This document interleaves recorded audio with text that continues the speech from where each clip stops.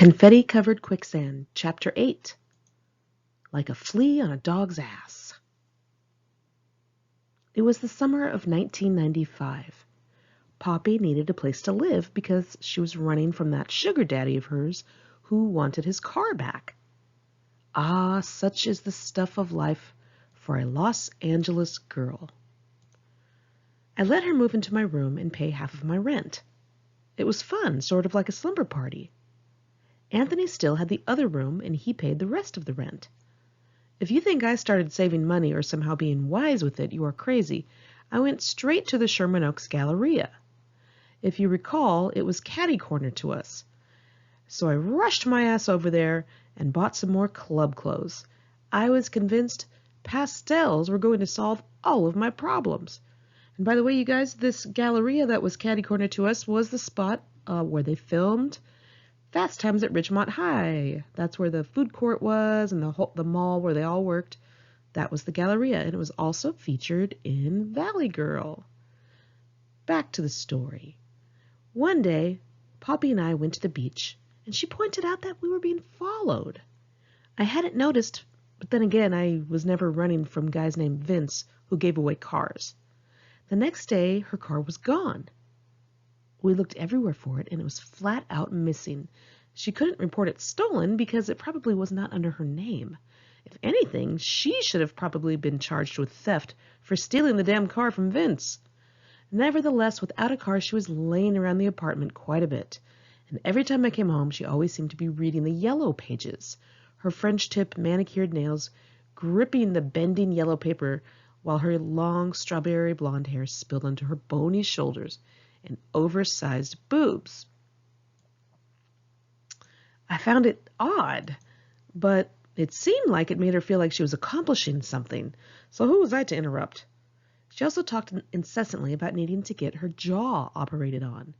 It was all she talked about for a while. I just stared at her. I didn't get it. Her jaw was fine. She didn't have a crazy underbite or overbite. It was totally average, if not above average. In the weeks to come, she was on a private mission. She called up a plastic surgeon she used to date and tried to get back into his life. Her green eyes were twinkling. She rather enjoyed swindling guys. I think it was fun for her. Anyway, she was thrown a curveball. He had a new girlfriend, a college girl from Pepperdine who was 19. She wasn't going to let the 19-year-old take away her meal ticket. She needed that damn jaw fixed, and she was convinced this old bag of bones would be the one performing the surgery, and performing it for free. When it wasn't looking good, she tried another route. She announced she had TMJ.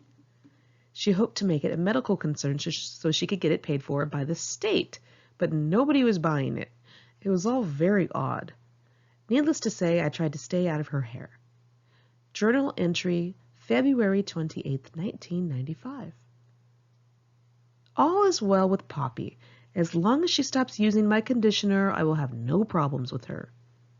She's nice and all, but I'm sick of her talking about all of the things she's going to take care of and then watching her sit on the couch the entire day and read those damn yellow pages.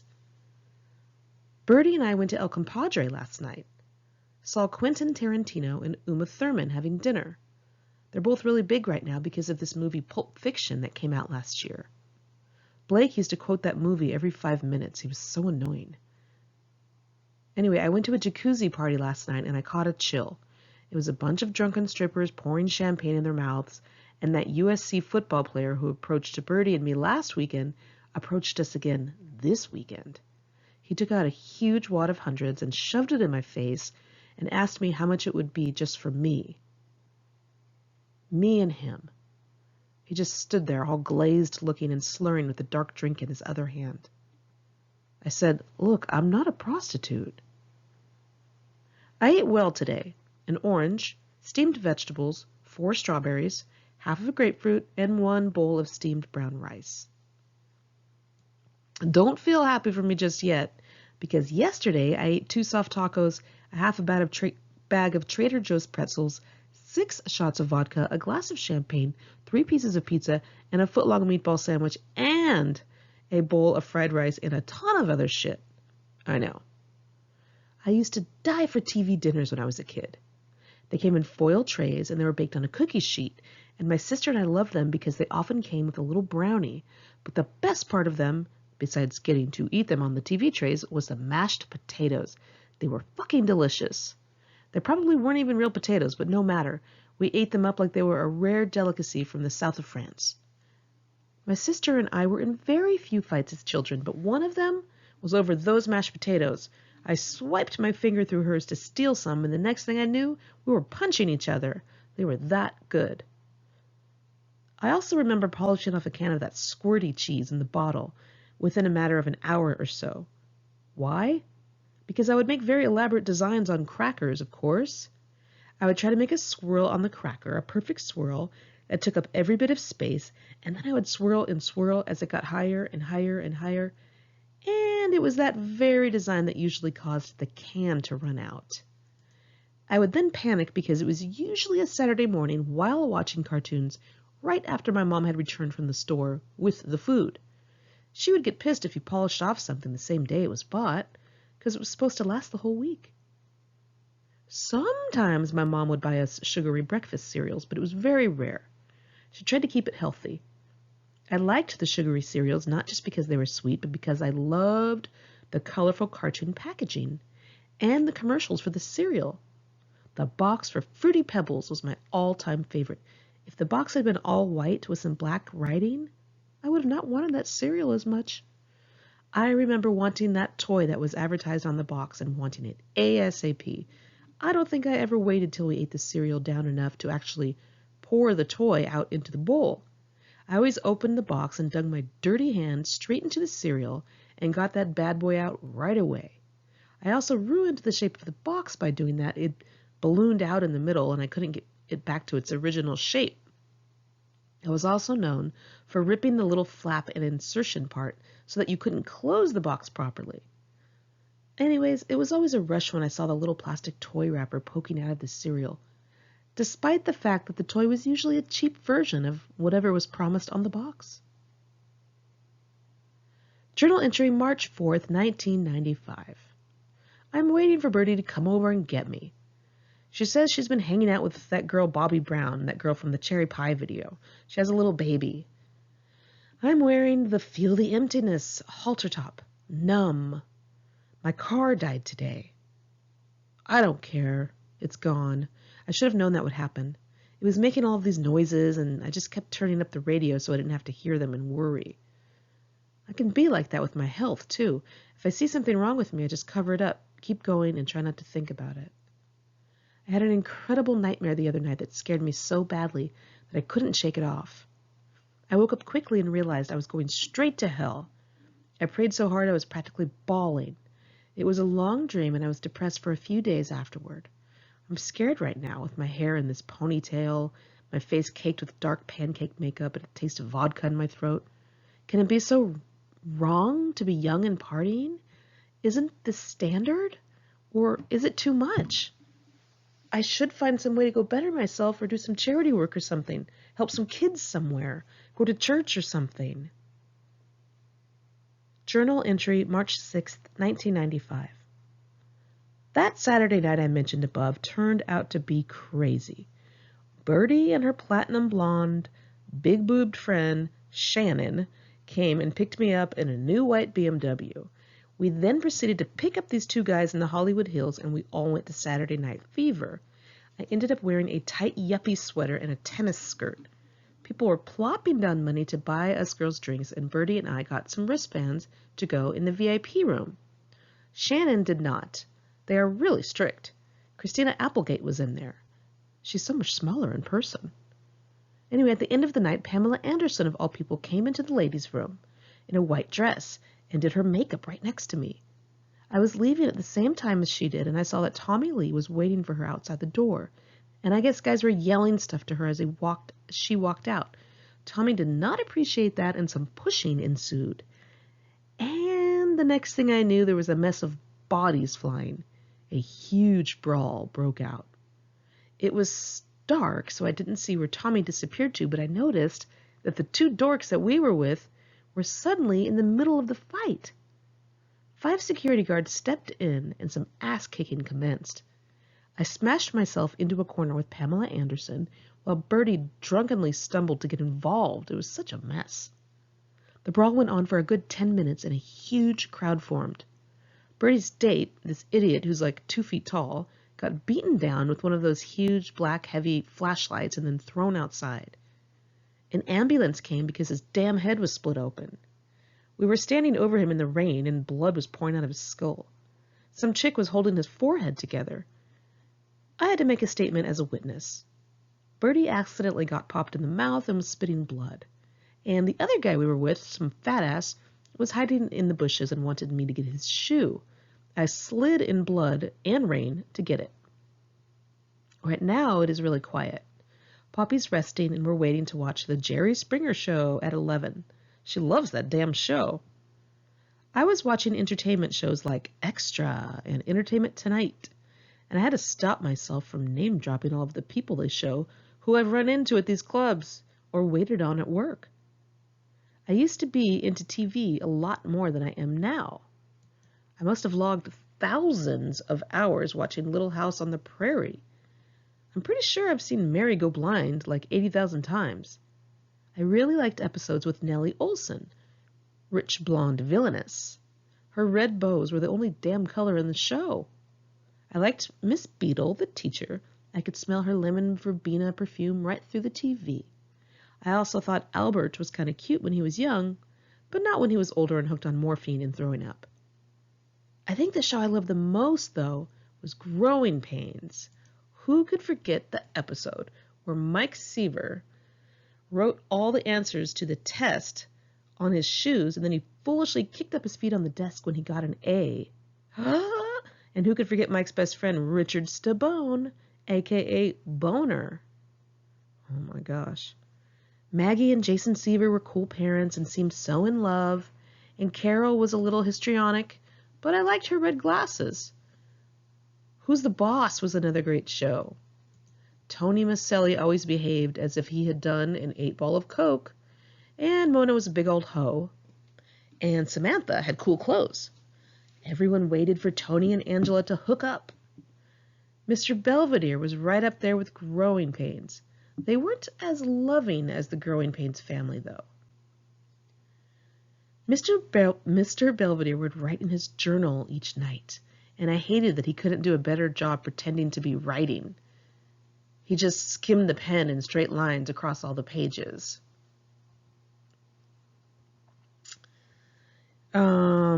All the girls I knew used to love to watch Punky Brewster. I remember hearing about the audition for that show through the grapevine in our neighborhood. A bunch of blondes showed up, and everyone was surprised that the little dark-haired girl got the part. Don't people know blondes, especially blondes with money, are the villains in 80s sitcoms and movies? Well, the only exception was Silver Spoons. Even Blair from Facts of Life was the one to hate, at first. Molly Ringwald could have never been blonde. How could you have rooted for her? Anyway, we all loved when Punky lowered her golden retriever down from her treehouse in a basket. What was that dog's name? Brandon? I was always disturbed by Punky's backstory, even as a kid.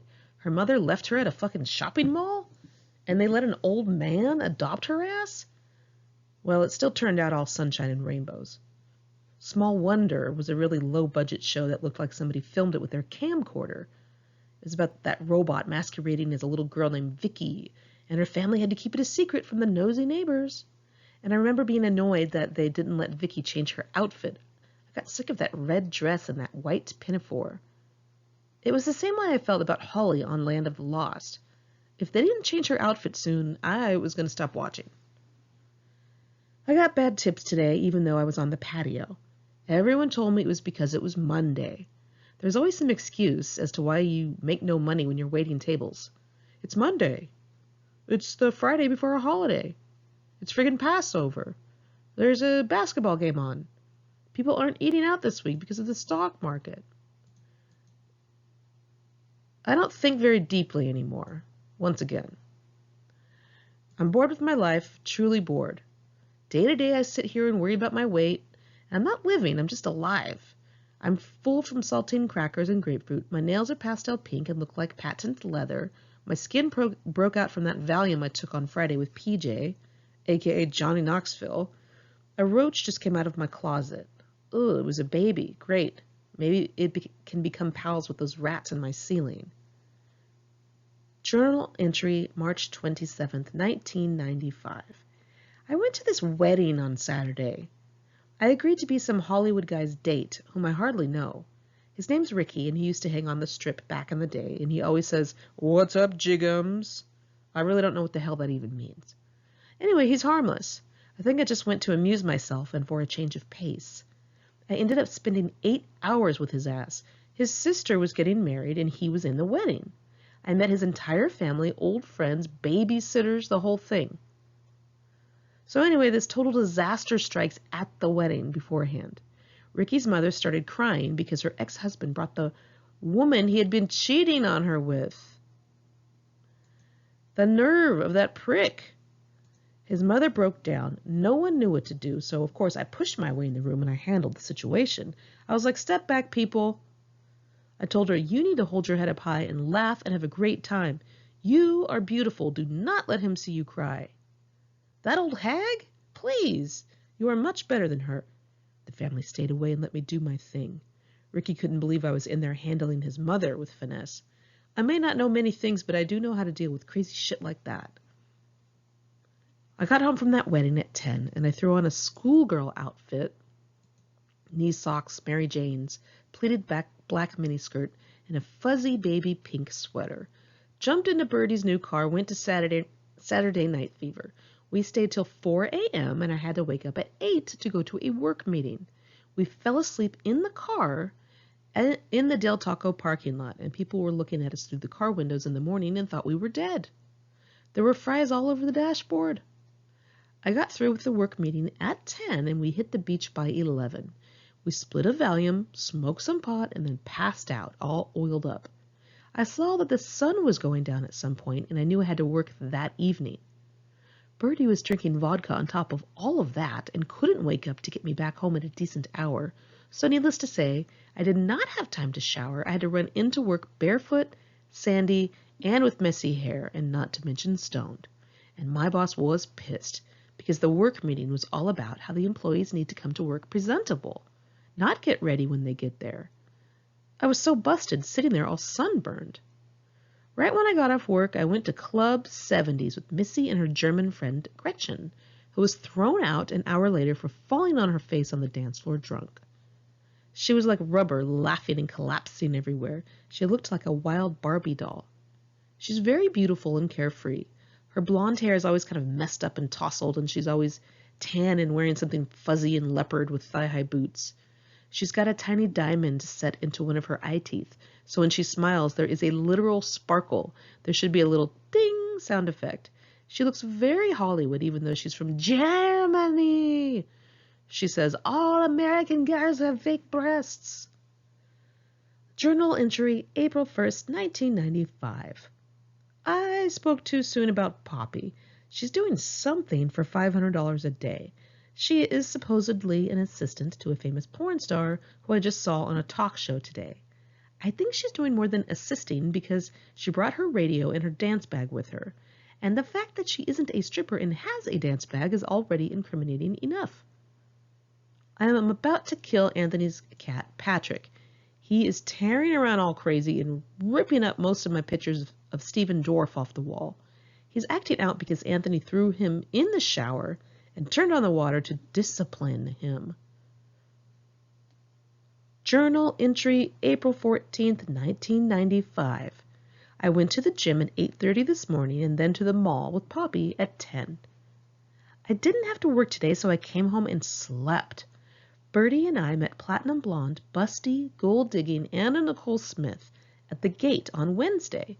She had a Texas drawl and was slurringly drunk in a long lavender dress with a cast on her arm. She looked so tall. Birdie said, "Everyone always gives you such a hard time, but I think you are so beautiful." She thanked Birdie, and she was all sweet. I thought they were going to become best friends. Pauly Shore came up to us in the VIP room where we were getting free drinks. We ignored him. The guy who runs that burlesque club, Grandville, Josh Richmond, asked me to dance for them. He said I didn't even have to audition. I was flattered, but I would be too nervous to do something like that. I made a joke and said I would do it if I could come down from the ceiling in a gilded birdcage with a powder blue feathered costume.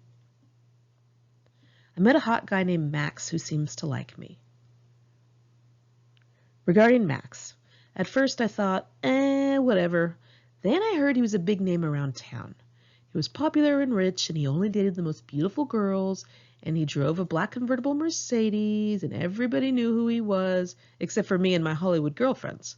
I started talking to one of the rich Valley girls at work named Charlie, and she was impressed that Max liked me. She went to school with him and seemed to know a lot about his crowd, and I suddenly became interested in him and started taking his calls. I started to go to the clubs with Charlie. She had high cheekbones, thick eyelashes, and long dark hair. She kind of looked like a less made-up Kim Kardashian, if I had to think of somebody to compare her to today. I didn't notice at first, but the more I went to the clubs with her, the more I saw how cruel and ruthless the people actually were. They seemed to care much more about money than I was used to. Your car was everything in L.A. No one ever saw where anyone else lived, and purses and shoes were not a big deal at that time, so there was no real way to tell if somebody had money except to look at their car. It was the marker of one's status, and I felt terribly embarrassed for myself for being poor. I was terrified Max and his crowd would find out I didn't have a car and ostracize me. I felt so happy to be in Charlie's black BMW every single weekend.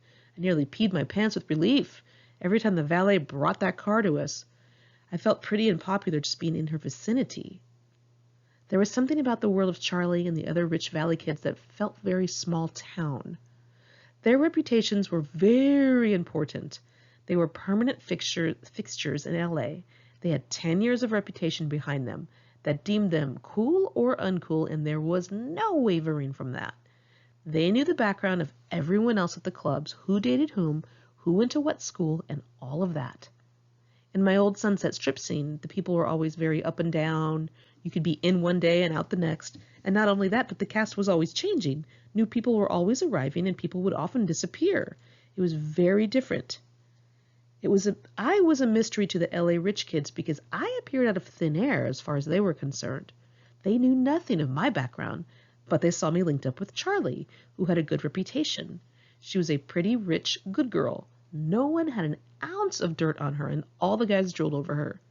I was going to make sure I stuck to her like a flea on a dog's ass. I needed that credibility. I had to grab that rung, that trapeze. That's what I had been searching for since the minute I left Hollywood, someone to teach me how to be presentable and how to behave. I was obsessed with learning these things that no one talked about, things that seemed to be a secret code of certain families that my family never knew, families we never associated with. Charlie offered me little tips and hints, and I eagerly listened to her. She told me not to show my abs so much, not to have too much cleavage. She thought I wore too much makeup and I looked better with less. I nodded and soaked it all in. I was sure that everything I was doing was wrong and everything she was doing was right. Period. I didn't want to keep even an ounce of myself. I wanted no trace of what I was. I wanted to change into someone like her. I knew I was more attractive and thinner than I had been in the past few years, but that was only the tip of the iceberg. I had a lot more to observe, learn, and implement. I finally had a teacher, and I was convinced her words were from the heavens. I started to let Charlie dictate everything. Once she was aware that I was completely open to being taught and remade into a different person, she did not hold back. Some of her advice was brutal. I needed a nose job. I needed to use the Stairmaster. I needed a different hairstyle. I needed to exfoliate my skin. And I was always a carrot stick away from being fat. It made me increasingly obsessed with my appearance and what I looked like to other people. It was a cause of sadness, along with my other issues. My high from feeling pretty a few months prior was quickly fading.